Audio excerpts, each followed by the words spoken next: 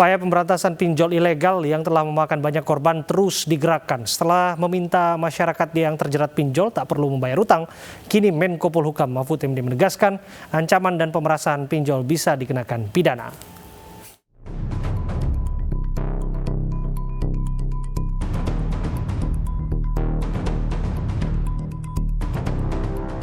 Kasus pinjaman online ilegal terus-menerus menjadi masalah tak berkesudahan.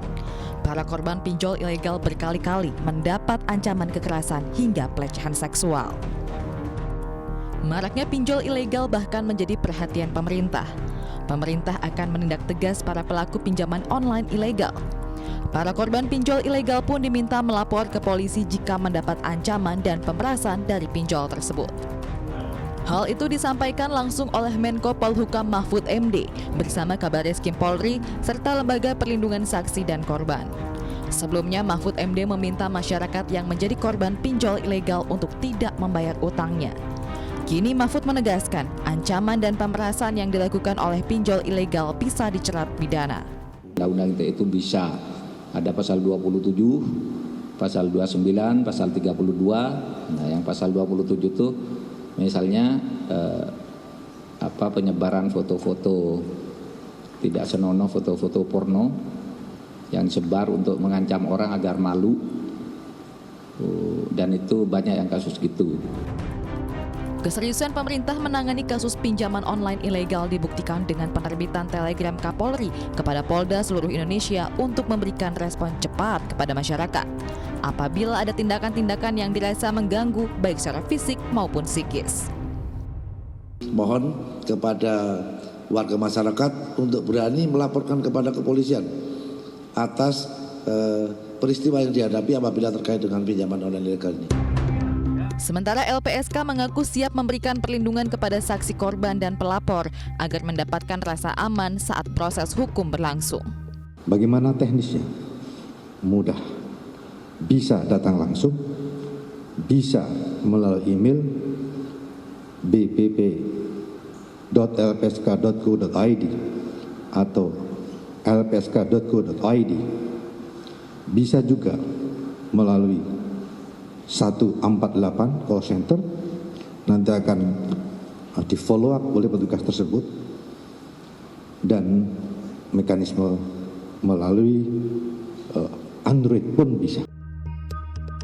Sebelumnya Presiden Joko Widodo menginstruksikan agar pinjol ilegal diberantas.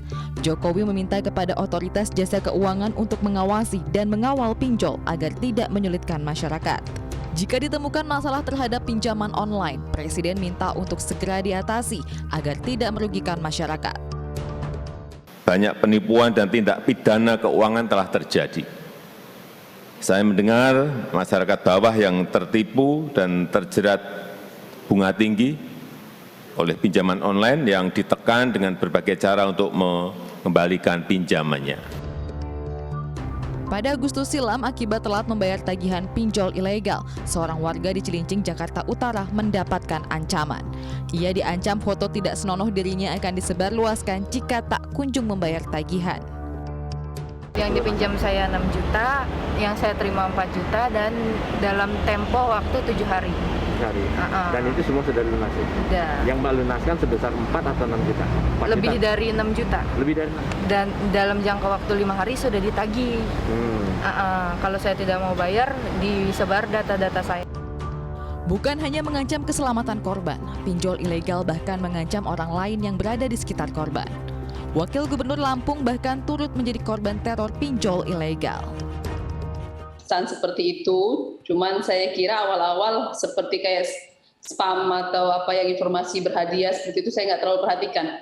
Cuman akhir-akhir agak kasar, dan akhirnya kemarin karena ini saya screenshot gitu, saya nggak nyangka nomor saya dijadikan penjamin orang yang berhutang di pinjol.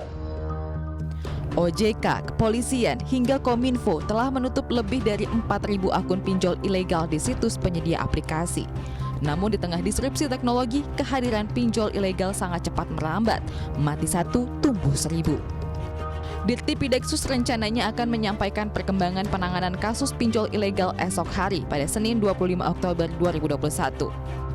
Meski seluruh pembuat kebijakan telah bergerak, keputusan akhir tetap ada pada masyarakat. Kesulitan ekonomi menjadi faktor utama masyarakat terjebak dalam lilitan pinjol ilegal.